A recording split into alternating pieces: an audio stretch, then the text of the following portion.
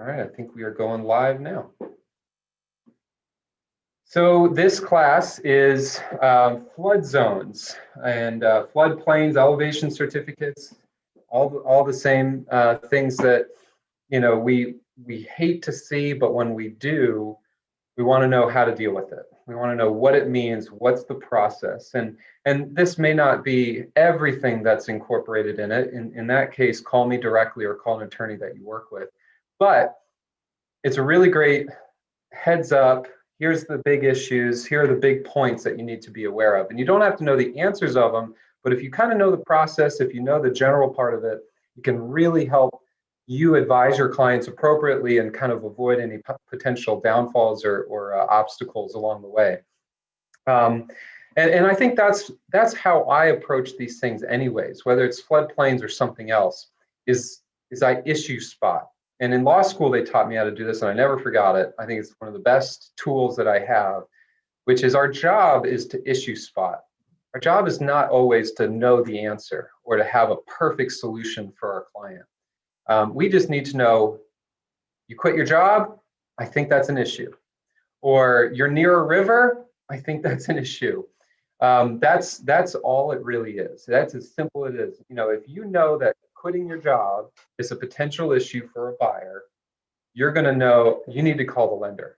You got to jump on it. You got to make sure this is solved, that there's plenty of heads up. If we need to terminate, while we're still in due diligence, we do that. And maybe you call the lender, you're like, hey, I know you said something a long time ago about not quitting your job. Is that a good thing or a bad thing? Can you remind me? And that's what my clients love to do with me as well, which is, hey, you said this a long time ago. Can you remind me what that is so that I can, kind of figure out a solution? And so let's do that for flood zones. Let me share this, and you should all have this handout already, but if you don't, feel free to email me. My email is cross@cb.law, charliebravo.law. So definitely use that, or just call me or call anybody here at Campbell and Brannan. So I think this is fascinating. I grew up in South Florida where we were on, zero sea level. There's no elevation whatsoever. So every home where I grew up is in a floodplain or is, basically in the ocean. But Metro Atlanta is anywhere from 738 feet to 1,050 feet above sea level. I think that's crazy. Atlanta is one of the highest elevations among major cities east of the Mississippi River. But that doesn't mean we are totally, perfect when it comes to floodplains, because as you all know, it's more of a local issue in Atlanta where, well, if you're near a river that potentially could flood or a lake or something along those lines, you have to consider it. So we have to contend with flooding in areas where properties bodies of water, such as rivers, streams, and lakes. And then, so we have to look to the National Flood Insurance Program, managed by the Federal Emergency Management Agency, or FEMA. And all of this is online, which is the greatest thing. Floods can happen anywhere. I grabbed this from their website. I thought this was interesting. Just 1 inch of flood water can cause up to $25,000 in damage. Obviously flooring, even if it's a tile floor, a lot of times if you've damaged the subfloor, you got to rip all of that out. So just 1 inch, you're gonna have to be ripping out all your floor, potentially ripping out drywall, contending with mold and such things like that. Flood insurance is a separate policy to cover buildings, contents of the building, or both. So it's important to protect, in that scenario. And a lot of times, if you have a lender and you're in a floodplain, you're going to be required to have flood insurance. NFIP provides flood insurance to property owners, renters, and businesses. Having this coverage helps recover faster when floodwaters recede. Flood insurance is available to anyone living in one of the 23,000 participating NFIP communities. Atlanta is one of them. Homes and businesses in high-risk flood areas with mortgages from government-backed lenders are required to have flood insurance. So that's Fannie Mae, Freddie Mac, VA, FHA. Remember, many people don't understand just how risky the floodplain can be. I thought this was really neat as well. There's a greater than 26% chance that a non-elevated home in the special flood hazard area will be flooded during a 30-year mortgage period. Obviously, that's a pretty high risk when you consider you're going to be taking out a 30-year loan. That a quarter of the time you're going to get flooded. So the chance that a major fire would occur is less than 10%. So put your thinking caps on. If you're an insurance broker or an insurance underwriter, which one's going to be more expensive? Fire insurance, which is basically just hazard insurance, or flood insurance? Well, flood insurance is going to be a lot more expensive to cover in the event you're in flood hazard area. So we now know, all right, if we're in a flood hazard area, that's a problem, right? It's a potential problem. It's an issue. It clicks that issue piece. And the next steps from that issue spotting tool is an acronym that I love and learned from law school, which is IRAC, Issue, Rule, Analysis, Conclusion, IRAC. So we found the issue. We might be in a flood hazard area. So what are the rules? Let's figure out what this means. What is a flood hazard area? We kind of figured, we'll figure out that. And then analysis, are we specifically in that flood hazard area? If we are, if we aren't, let's come to a conclusion. What do we need to do to protect ourselves? So you can visit Georgia DFIRM, search your property address, and receive a report detailing whether the property is in the special flood hazard area. Well, let's do that. This is a really great website. And it's free. You don't have to log in or anything. So let's take a look at it. Actually, I think I've shared the wrong thing. Let's see.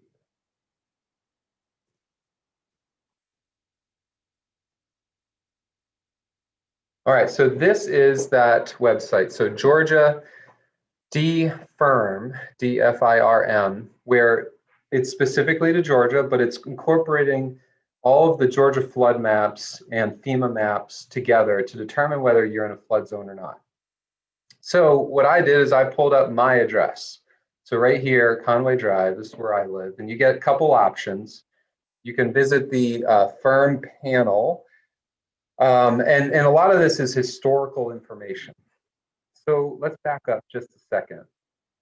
Floodplains are established by FEMA every several years. Let's say it's every 10 years. Sometimes it's every 5 years, sometimes it's every 15, but let's say it's on average every 10 years they're going to update the elevations of floodplains. And it's based on, okay, here's the river, here's the lake, here's the stream. What is its elevation? Has it changed? Has it moved over the last 10 years? Has any development around those areas of water changed at all that would change the flow? Erosion, runoff, all these things that potentially impact whether you're going to see flooding or not. And so that's why they have to change them or update them every 10 years. You might have a buyer who owns this property for 15 years, 20 years, and they're never in a flood zone. They never have to have flood insurance. And then in 2021, they update the flood zones and all of a sudden you're in one. That is very possible. So if you're near a stream, near a body of water of any sort, that's your issue. That should kind of be a red flag of like, well, let's double check. I'm not going to take the seller's word for it. I'm actually going to do some due diligence. So we're going to click this first one, which was the FIRM panel, which is right here. This is the FIRM panel. This is historical data. I think it's based on 1988 floodplains, and it has a lot of information over onto the left here that you can really dig in. And what I would recommend is you do what I did, which is just pull your address, pull your house, see where you're at, with this information. And the thing that's interesting about this map is you really don't see many houses on here, do you? I think my house is down here on the very bottom. Yep, looks like I'm still sharing. Okay, so my house is down here at the bottom, but this whole area has developed significantly over the last 30 years. So you're not going to see everything on here, but this is a really good idea of like, all right, where is the body of water? And it's this blue thing here, the Chattahoochee River. You may have heard of it. And then you have, the areas where it would flood. So you have the normal level of the Chattahoochee River, and then what it would look like on a 500-year level flood and what would it look like on a 100-year flood. And you kind of go through that process. The next thing that you could pick is this flood risk snapshot. And this has some really good information specifically to your property. So my property is right here, this red thing. And the only reason I really even considered looking into this was that I've got, at the end of my street, I've got the river.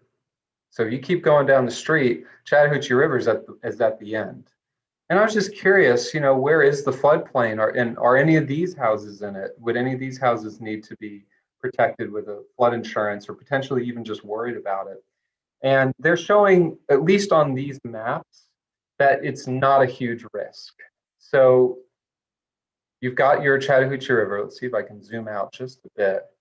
So there's your Chattahoochee River. They've got the middle, the center line between Cobb and Fulton counties, and the houses are all along it. And you know, obviously they're not built right on top of it, but this would be a concern if you were buying a house or buying a lot at the end of my street, because you may have to go the next step. You know, it's close. How close is it? How accurate are these maps? And honestly, these maps are, they're more an estimate. They're a pretty good estimate, but they're more an estimate. So we may, in my house, we didn't have to go any further.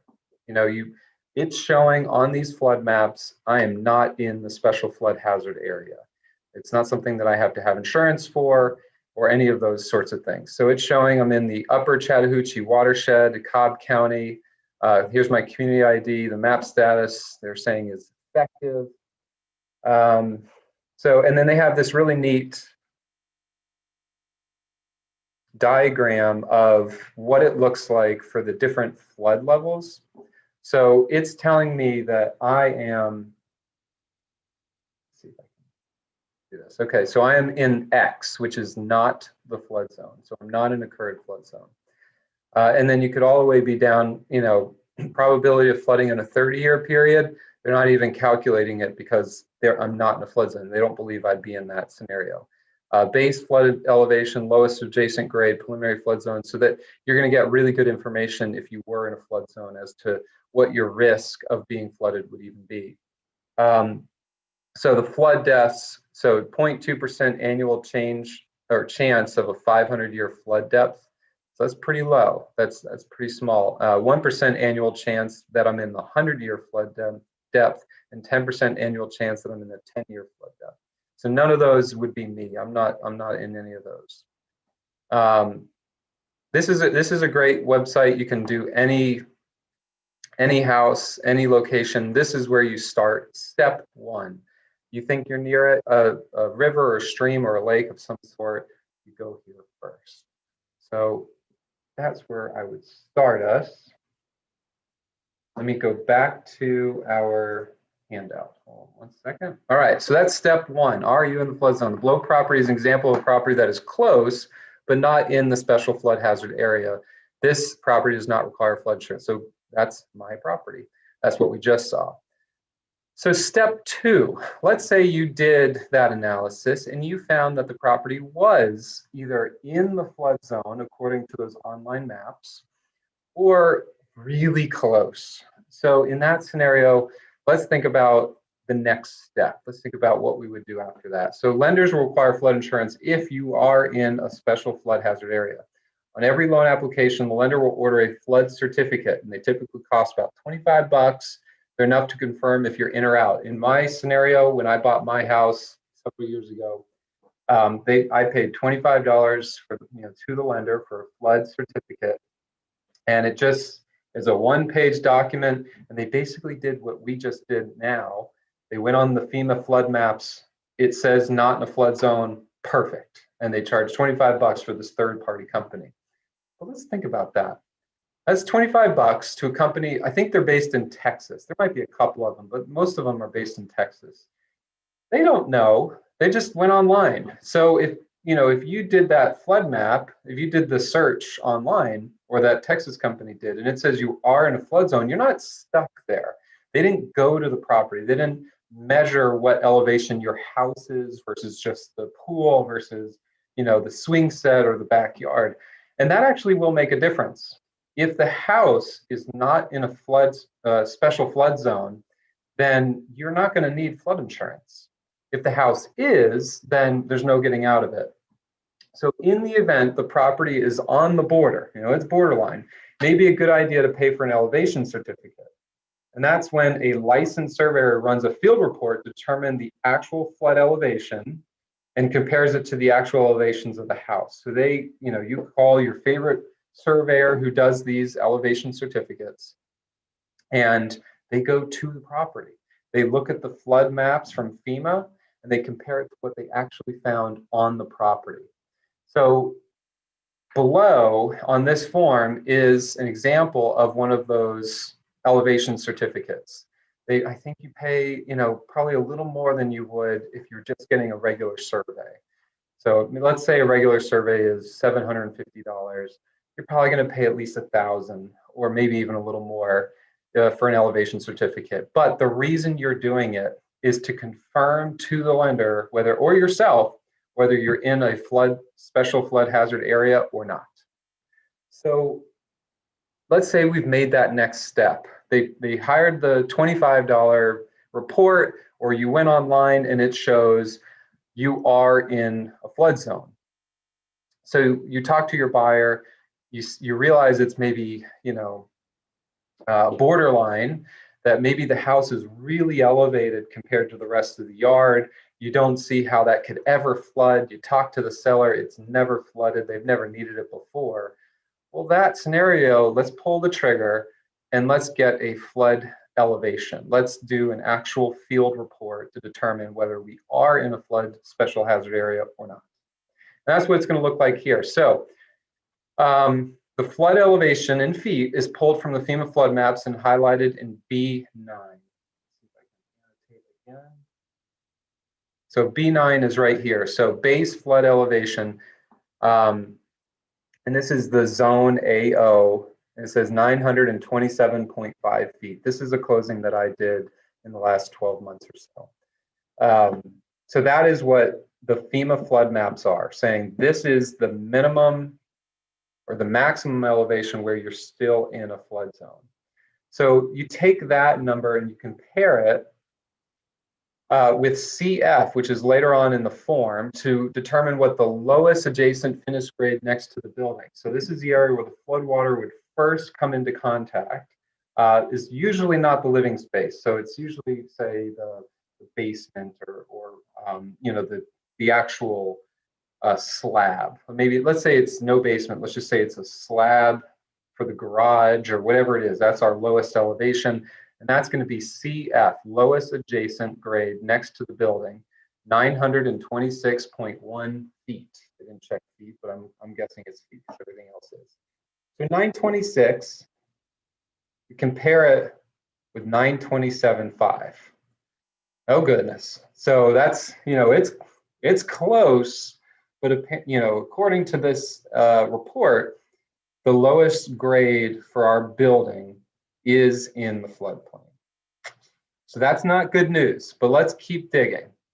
The next thing we look at is CA to determine whether any living space would fall under the floodplain. So I don't really care that the garage floods. It's not a finished space. It's just a slab. Maybe I'm not worried about that. That's not a big deal.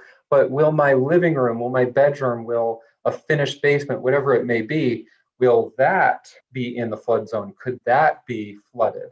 So we're going to look at CA, top of the bottom floor, including the basement, crawl space, or enclosure floor, is actually above the floodplain. So that's 928.3 feet. So the lowest grade is in the floodplain. And then the next, the top of the bottom floor is not. It's over it. So what does that mean? The living space is above the floodplain, but the foundation is below it. Do you need flood insurance? And as you can see on the form, it depends. On that scenario, it really depended on the lender. If you had that information, you're a couple of things that you can do with it. One, You can shop around for flood insurance. You might be able to save some money with this type of report, because without this report, one, you're definitely going to need the flood insurance because it was showing on the FEMA flood maps that yes, you're in a flood zone, but you're barely in it. You're really not. Any of the finished space is not in it. So you might be able to get a really low insurance or none at all. Let's say conservatively you were going to have to still get insurance, but it could be $150 a month or something maybe very manageable. So in that scenario, that this is not a deal killer. Obviously, this is not something that you freak out about. And even in the event that you see some flooding, it's only a 26% chance that would happen during your 30-year time in the house. So, obviously this is the buyer's decision, this is a lender's decision, but the lender may require flood insurance, they might not. I've seen both. I've actually seen both in this particular situation. And in this exact situation, the lender did require it, but it was very manageable. It was like $1,200 extra, or $1,200 a year for the flood insurance. And so the buyers pulled the trigger, and so far so good. So that's the interesting thing about these flood things, is that there is a way to get really good, really accurate information, but it costs you money, it takes time, and it's subject to change. So it can change. It's not a floodplain today, but fast forward 10 years, maybe it will be. And that could be more the consideration for a potential buyer is, okay, you're not going to need flood insurance, but 10 years from now, after certain erosion, after the river changes, after any of that sort of stuff, it's very likely that you'll still be in the floodplain, or, I suppose there's a chance that you won't be in it at all. If the river continues to go down, let's say you're on Lake Lanier and the water levels have continued to go down over the years. Maybe you make the call and you say, you know what, if that's what it is today, well, 10 years from now, it should be even lower. Maybe we're okay. Yeah, I think that would be reasonable to think that way. So let's see, Brenda had a question. I've run into the problem where the lender will require flood insurance if the designation for the lot is flood zone. Are you saying that if the house itself is not in the flood area, then an elevation survey can be done and the flood insurance would not be required? Does this depend on who the lender/insurance carrier is? Brenda, that's exactly what I was saying. That basically, if the house is not in the flood zone, the only way to get rid of flood insurance is to have a surveyor do an elevation report. That's the only way to do it. Because otherwise, if any portion of the lot is shown to be in the flood zone based on just doing that online search, you're going to need flood insurance. So if it looks like and it feels like, and all your research is showing that it's just the backyard and the house is very elevated, then yeah, pull the trigger on that surveyor, pay the $1,000 or whatever it is, and you'll be able to get rid of flood insurance. Stacy says, in this example, even if the lender didn't require flood insurance, wouldn't a conservative, risk-averse buyer want to get flood insurance? I love that. Yes, that's exactly what they should do. So this has changed, and I can't pretend to be the expert in this field, but I believe any buyer is now allowed to get flood insurance, whether they're in a flood zone or not. Anyone can get it, and obviously, if you're not in a flood zone, your flood insurance is going to be dirt cheap. It might be $30 a month or something. It could be $30 for a year. I'm not exactly sure. Probably that's a little low, but you can get the insurance now. I don't think that used to always be the case. But if you're borderline like this, absolutely, pull the trigger, get the flood insurance. And then you can do it next year. You don't have to do it right away, although it would make sense to. But I think that's a very, very smart way to educate a buyer and say, look, I know you're not required. If you need to not do it because of money or whatever, that's fine. But we highly recommend you do it just in case. I don't want to, have you freak out if there's a flood, because your normal hazard insurance would not cover any sort of flooding in that scenario. So yeah, that's a big one. That's excellent advice if you were to give that to a client. what else? What else can I help you guys with? If there's anything else, that this is a pretty neat topic, and it's not, something that you'll see on every deal. But I don't want you to be scared by a floodplain. I mean, you all know kind of the marketability of houses in floodplains, and maybe that's a struggle. But once you got a buyer who's interested, who's very real about this property, or if you're talking to a seller who realizes that they're going to have a little trouble selling it, you might want to do some of this research ahead of time. You probably should. So if you're going to go to a listing that is, at the end of my street here in Cobb County, and you're really excited for this listing, and you did all your normal research, you pulled the warranty deed from the clerk's website, or got it from me, who the sellers need to be, that it's both husband and wife, and you've done your research on the legal description, you've got it all set up. And you did your comps, a little bit about the neighborhood, and then you go one extra step and you go on this FEMA website, the Georgia version of it, or the national, and you just run a report. Hey, by the way, I ran a report, you're not in a flood zone. We can include this in the listing. If anyone has questions about it, we can give this to them to kind of offset any fears they may have. Or if you find out we run the report, we are in a flood zone, hey, this is a potential marketability thing, we might have a little trouble selling it, we should probably pull the trigger and get a survey elevation certificate now, spend the $1,000 and relieve any fears, or at least get an estimate of what the cost would be if they were getting an insurance policy on this. And we build it into the price, we build it into the whole plan. It is, set, sealed, delivered, everything. I love that for you guys. It's next level. And it's potentially going to avoid, going under contract, going through that whole process, and then having to deal with, that obstacle. Linda makes a great point. It can take several weeks for the elevation cert, so it needs to be addressed in due diligence if you represent the buyers. Yes, I think that's a really smart idea, which is why as a listing agent, you're going to want to do that maybe before you put it on the market. So if you put it, if you're going to put on the markets in the spring, let's do that elevation certificate, in January or February before the surveyors are crazy busy, and get that done. Then you're not having to extend your due diligence, or kind of wait on the edge of your seat to see if you're in a floodplain or not. Because if you're working with Linda, she's gonna put that stip in there where her buyers are protected to back out in the event it is in a floodplain. So if we don't want that, well, let's get the certificate early. Let's do all that ahead of time. That way, we can negotiate and not have that stip in there, so we don't have to wait and have another contingency on this deal. Resolve all that ahead of time. It's the same thing, if you were looking at probate, or if you had some meets and bounds issues with the legal description, or that you know of a potential encroachment. If you know of any of that stuff before you put it on the market, see if you can solve them before you actually list it. Because once you get under contract, you don't want that buyer to have a reason to get out. You don't want them to have that option. You don't want that anxiety for your seller, because you may be trying to find, their next property, or let money go non-refundable on a new purchase or some sort. So I hope that was helpful. I'm so grateful that all of you showed up, and I appreciate your input on the chats. And check out my YouTube account for future videos, and all the past ones. They're a lot of fun, and hopefully it'll get even better.